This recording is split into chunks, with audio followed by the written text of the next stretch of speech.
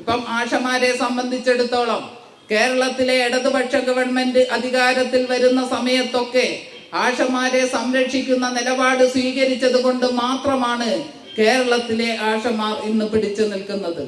ഇങ്ങനെയൊരു ജോലി ഭാരം അടിച്ചേൽപ്പിക്കുന്ന സമയത്ത് ഇപ്പം നമ്മൾക്കറിയാം 23 ഇനപ്രവർത്തികളാണ് ഒരു മാസത്തിൽ ഒരാശ ചെയ്യേണ്ടത്. ആ 23 ഇനപ്രവർത്തികൾക്ക് പുറമെ 2023 ഞങ്ങളോട് പറഞ്ഞു, നിങ്ങളുടെ ഉപകരണങ്ങൾ എടുത്തുകൊണ്ട് നിങ്ങളുടെ മൊബൈൽ ഫോണിലൂടെ നിങ്ങൾ ശൈലി ആപ്പ് എന്നൊരു സർവേ ചെയ്യണം. 30 ചോദ്യങ്ങൾ തരികയാണ്. 30 ചോദ്യങ്ങൾ തരുന്നത് ജീവിതശൈലി രോഗങ്ങൾ, സ്ഥിരമായി മരുന്ന് കഴിക്കുന്നവരുടെ അവസ്ഥ, ഇതൊക്കെ രേഖപ്പെടുത്താൻ വേണ്ടിയാണ്. ഞങ്ങൾക്ക് ഉപകരണങ്ങളില്ല എന്ന് പറഞ്ഞ സമയത്ത് പറയുന്നു, നിങ്ങൾ കോവിഡ് കാലത്ത് ഇതൊക്കെ ചെയ്തവരല്ലേ? കോവിഡ് കാലത്ത് ഞങ്ങൾ ചെയ്തിട്ടുണ്ട്. ഞങ്ങളുടെ ജീവൻ നഷ്ടപ്പെട്ടാലും വേണ്ടില്ല, മറ്റുള്ളവർ മരിക്കാൻ പാടില്ല, മറ്റുള്ളവർക്ക് ജീവന് അപായം ഉണ്ടാകാൻ പാടില്ല എന്നുള്ള ഒറ്റ മനസ്സിന്റെ ഭാഗമായിട്ട് ആശാ വർക്കർമാർ അന്ന് മക്കളുടെ ഫോണും കുടുംബാംഗങ്ങളുടെ ഫോണും ഒക്കെ ഉപയോഗിച്ച് അന്ന് ഫോണിലൂടെ എല്ലാ റിപ്പോർട്ടും മേലോട്ട് അയച്ചു കൊടുത്തിട്ടുണ്ട്. ഞങ്ങൾ ഇടപെട്ടിട്ടുണ്ട്, ഞങ്ങൾ സമ്മതിക്കുന്നു. പക്ഷെ അതുപോലെ ഇപ്പോഴും ചെയ്യണം എന്ന് ശാഠ്യം പിടിക്കുകയാണ്. ചെയ്തിട്ടില്ലെങ്കിൽ നിങ്ങൾക്ക് ഈ ജോലി നഷ്ടപ്പെടുമെന്ന് ഭീഷണിപ്പെടുത്തുകയാണ്. 2023 30ഓളം ചോദ്യങ്ങൾ ഉൾപ്പെടുത്തിക്കൊണ്ട് ഇത് ചെയ്യണമെന്ന് വാശി പിടിച്ച സമയത്ത് നയാ പൈസ തരില്ല എന്ന് പറഞ്ഞു. അതിശക്തമായ പോരാട്ടത്തിലേക്ക് CITUവിന്റെ നേതൃത്വത്തിൽ ആശാ വർക്കേഴ്സ് ഫെഡറേഷൻ പോയി. അതിന്റെ ഭാഗമായിട്ടുണ്ടായ അനുരഞ്ജന ചർച്ചയിലാണ് 5 രൂപ വീതം ഒരാളുടെ സർവേ ചെയ്ത് കഴിഞ്ഞാൽ നൽകാമെന്ന് തീരുമാനമായത്. അങ്ങനെ 5 രൂപ വീതം നൽകിക്കൊണ്ടാണ് 2023 കാലഘട്ടത്തിൽ ഈ സർവേ നടത്തിയിട്ടുള്ളത്. 2024 വരുമ്പോൾ ഈ ജീവിതശൈലി രോഗങ്ങളുടെ കൂട്ടത്തിൽ 6ഓളം സർവേകൾ കൂടി ഉൾപ്പെടുത്തുകയാണ്.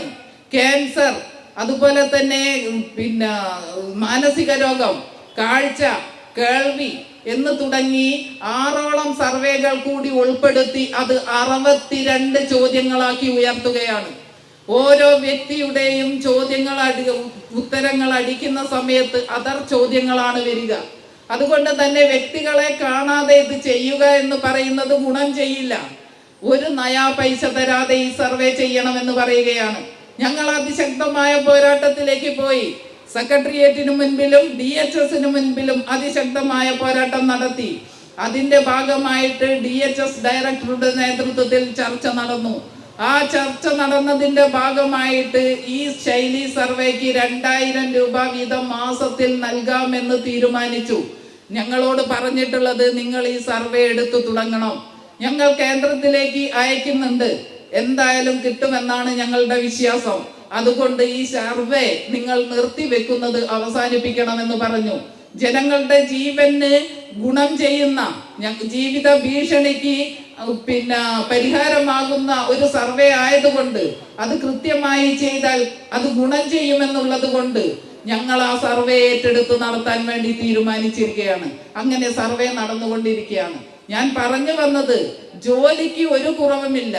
ഓരോ ദിവസം കഴിയും തോറും ജോലി ഭാരം ഇരട്ടിച്ചു കൊണ്ടിരിക്കുക.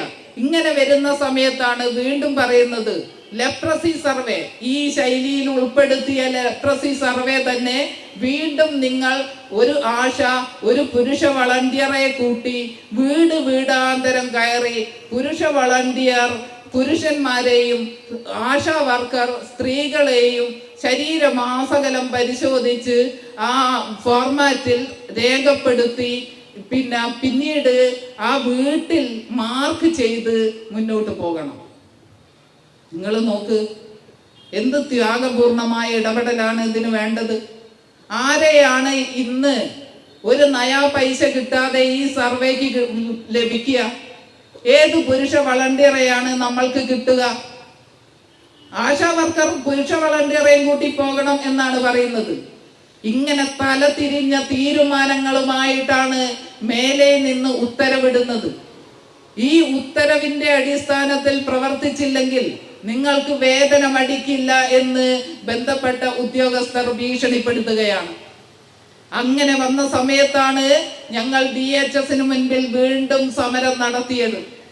ആ വീണ്ടും നടത്തിയ സമരത്തിൽ ഈ സർവേ വീണ്ടും വീട് കയറി നടത്തണ്ട എന്ന തീരുമാനമെടുത്തു. ശൈലി സർവേയുടെ കൂടെ ചെയ്യുന്ന സമയത്ത് കൃത്യമായ റിപ്പോർട്ട് കിട്ടുന്നുണ്ട്. ആ റിപ്പോർട്ട് എഴുതി കൊടുത്താൽ മതി എന്ന് മന്ത്രി അടക്കം ആലോചന നടത്തി തീരുമാനമെടുത്തു. ഇപ്പം പൾസ് പോളിയോ വരികയാണ്. ഉത്ഭവം മുതലുള്ളതാണ് പൾസ് പോളിയോയുടെ പ്രവർത്തനം. പൾസ് പോളിയോ കുട്ടികളുള്ള വീടുകളിലൊക്കെ കാർഡ് വിതരണം ചെയ്യാൻ പോളിയോ കൊടുക്കുന്നതിന് മുൻപ് ആശാ വർക്കർ പോകണം. അതിനുശേഷം പോളിയോ കൊടുക്കുന്ന ബൂത്തിൽ നിൽക്കണം.